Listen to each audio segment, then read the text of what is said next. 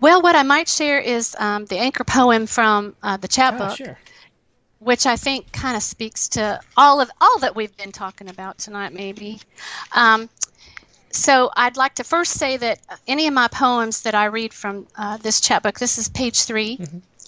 Um, I always send out to all who have served, are serving, and to their families. Um, but this is a time when I will mention that food is very important to Appalachians. We take great pride in our food. We have secret recipes that we tell no one, they stay in the family. Um, for us, sharing food is it unites us. It's like a higher power for us because I think what it is it's just such a family thing to do to share food, even with strangers. You know, it's there's kind of a spiritualness about that. So I'll leave it at that, and I'll just read this poem. It's called Serving. Remember that time your dog died? And I didn't tell you for months because you had deployed and George Bush was shouting, "Bring it on," and we were all thinking Korea was fixing to blow. But when I emailed to say we were headed for West Virginia, you fired back, "Mom, where's Annie?" And I had to say she was hit by a car. I sent brownies loaded with black walnuts from the old home place.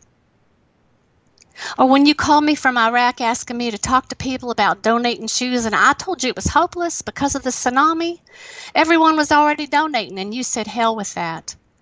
And your unit threw in their paychecks and bought all those families just outside Fallujah new shoes off the internet. I made 200 popcorn balls wrapped in wax paper. Or that February you came home for R&R so sad and sick. I baked your favorite, meatloaf, and you said you couldn't possibly, but I gave you dough eyes, so you ate and threw up all night long into the next day, saying over and over, "Sweet Jesus, please make it stop."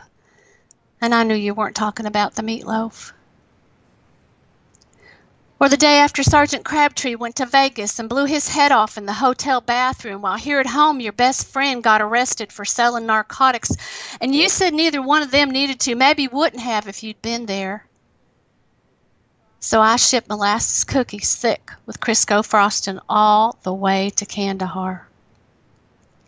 Or the afternoon your farm boy fingers tried to clamp the artery on that precious baby girl near the valley of Argon Daub while her father screamed for Allah and blood soaked your uniform when you hugged her to you as she passed.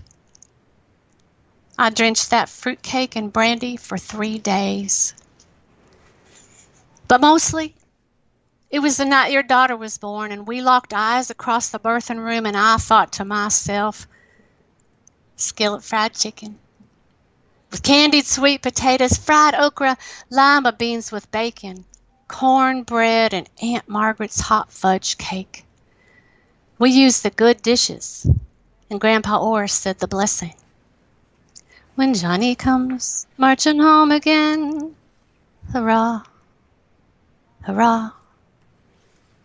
We'll give him a hearty welcome then, hurrah, hurrah. The men will cheer, the boys will shout, the ladies they will all turn out, and we'll all feel gay when Johnny comes marching home. That was beautiful. Thanks so much. That was Serving, the title poem from Kari Gunter-Seymour's first chapbook. Or I don't know if it's your first chapbook, but It is my first, yeah, yes. Serving here. I'm so glad you read that. That was one of my favorite poems in the book. That meatloaf, that whole stanza was so touching and particular. Yeah, yeah. Beautiful singing too. Thanks for that.